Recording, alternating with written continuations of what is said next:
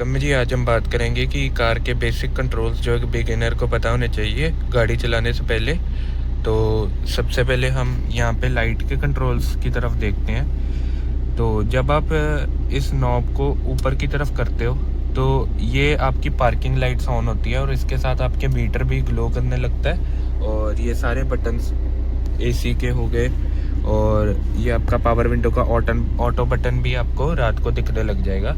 और फिर जब आप इसको और ऊपर की तरफ करोगे तो आपकी मेन हेडलाइट ऑन हो जाएगी और ये आपकी लो बीम होती है। जब आप इसको दूसरी साइड को ऐसे आगे को करते हैं तो ये हाई बीम हो जाएगी और इसको अपनी तरफ अगर आप करोगे तो ये लो बीम हो जाएगी। और हाई बीम का ऐसा साइन होता है ब्लू कलर का।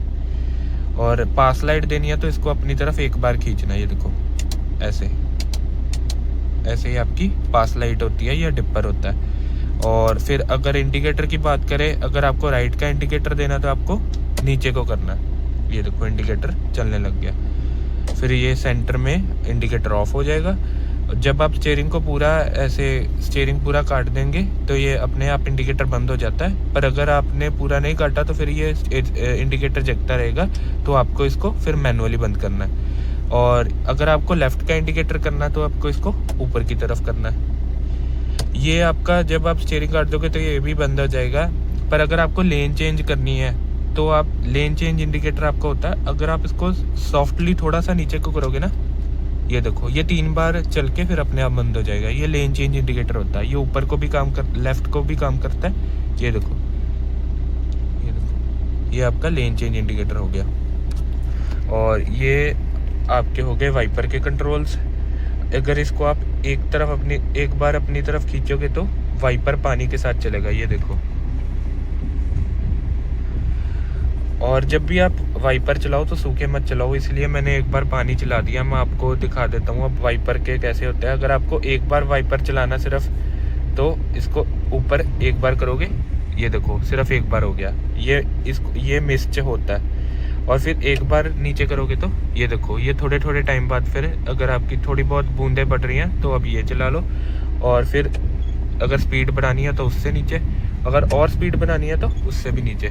ये आपकी मैक्सिमम स्पीड होती है। फिर आप इसको ऑफ पे कर दो, ये देखो ये ऑफ पे हो गया, अब ये नहीं चलेगा। अब ड्राइवर साइड में जो पैनल होता है उसके कंट्रोल्स देख लेते हैं हम। एक तो ये पावर विंडोज़ का कंट्रोल्स हो गए। ये नीचे को अगर आप करते हो, ये देखो ये हमारी विंडो खुल गई। इसको अगर आप ऊपर को खींचोगे तो ये बंद हो जाएगी। और ये ड्राइवर साइड ऑटो डाउन होती है, इसको आप सिर्फ एक बार दबाओगे तो ये सारा नीचे हो जाएगा। ऑटो अपने ही अगर है तो फिर आपको पूरा ऐसे करना पड़ेगा। बाकी विंडोज़ आपको ये देखो थोड़ा सा जितना खोलना बंद करना आपको उतना दबा के करना पड़ेगा, क्योंकि ये ऑटो नहीं है। और फिर ये आपके लॉक अनलॉक के बटन हो गए। अगर आप इसको ऊपर को करोगे तो सारे जो डोर्स हैं वो लॉक हो जाएंगे। इसको नीचे की तरफ करोगे तो सारे डोर्स अनलॉक हो जाएंगे। और ये हमारा ये चाइल्ड लॉक होता है। इसको अगर आप दबाओगे तो फिर जो पीछे की विंडोज़ वगैरह वो डाउन नहीं होगी, सिर्फ यहाँ से होगी, वहाँ से नहीं होगी। ये सेफ्टी फीचर होता है। और ये होता है हमारा ORVM एडजस्टमेंट के लिए।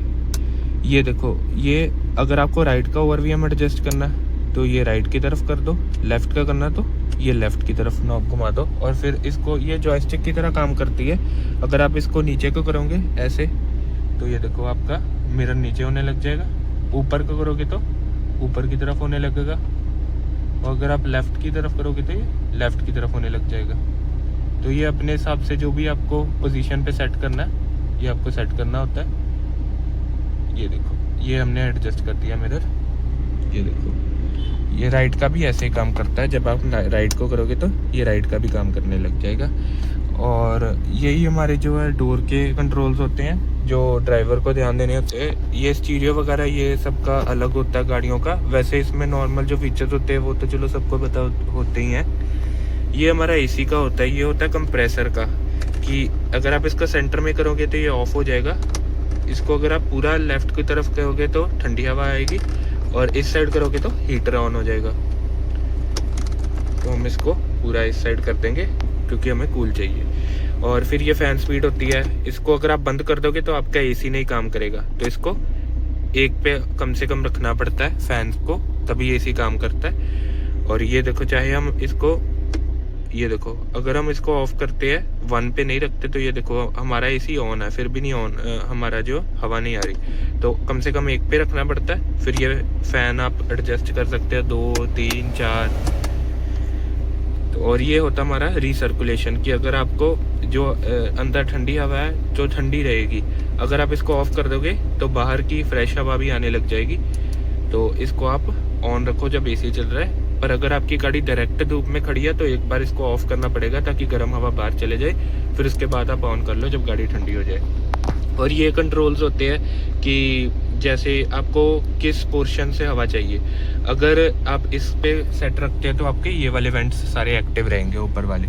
अगर आप इसको इस साइड करोगे तो ये आपके पैरों पे भी हवा आएगी, इस साइड पैरों पे भी आपके ये वेंट्स एक्टिव हो जाएंगे और ऊपर वाले वेंट्स भी एक्टिव होंगे, पर यहाँ थोड़ा सा फ्लो कम हो जाएगा जो ऊपर वाले वेंट्स है। और अगर आप यहाँ पे करेंगे तो सिर्फ पैरों पे हवा आएगी। और अब ये होता है जब आपको विंड आपको ज़रूरत पड़ती है, जब सर्दियों में धुंध वगैरह जम जाती है, फॉग जम जाती है जब सर्दियों में, तब ये यूज़ में आता है जब आपको विंड स्क्रीन क्लियर करनी है फॉग वगैरह। और बाकी ये हज़ार्ड लैम्प्स होते हैं, ये देखो ये हज़ार्ड लैम्प्स होते हैं, चारों इंडिकेटर ऑन हो जाते हैं। और बाकी ये सनवाइज़र होते हैं, इसको आप ऐसे साइड की तरफ कर सकते हो, धूप अगर धूप आ रही है साइड से। बाकी ये ऐसे एडजस्ट हो जाता है दूसरी साइड भी। आपको दिखाता हूँ जो आपके ये आपका फ्यूल टैंक का होता है, इसको अगर आप खींचोगे तो फ्यूल टैंक खुल जाएगा।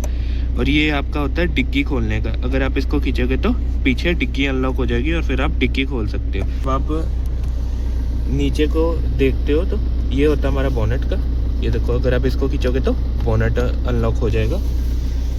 बाकी ये लाइट होती है, इसको अगर आप डोर की तरफ रखो तो जब भी आप दरवाज़ा खोलोगे तो लाइट जग जाएगी, और जब भी आप दरवाज़ा बंद कर दोगे तो लाइट ऑफ हो जाएगी। और बाकी ऑन ऑफ वगैरह हो जाता है। और ये IRVM होता है जो कि हमें पीछे का व्यू लेने के लिए काम आता है।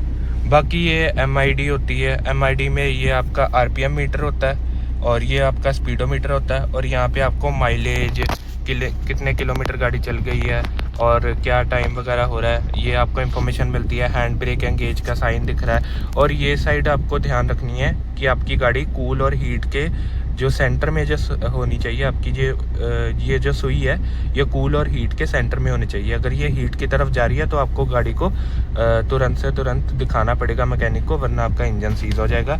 और ये आपका फ्यूल की इंफॉर्मेशन होती है, जो आपकी नॉब होती है, अगर आप इस नॉब को दबाते हो तो आपको ट्रिप A ट्रिप B की इंफॉर्मेशन मिलती है। और अगर आप ये वाली नॉब को दबाते हो तो आपको जो इंस्टेंटेनियस माइलेज होगी और ये एवरेज आपको दिखेगी और रेंज वगैरह दिखेगी। और बाकी ये सीट एडजस्टमेंट का हो गया।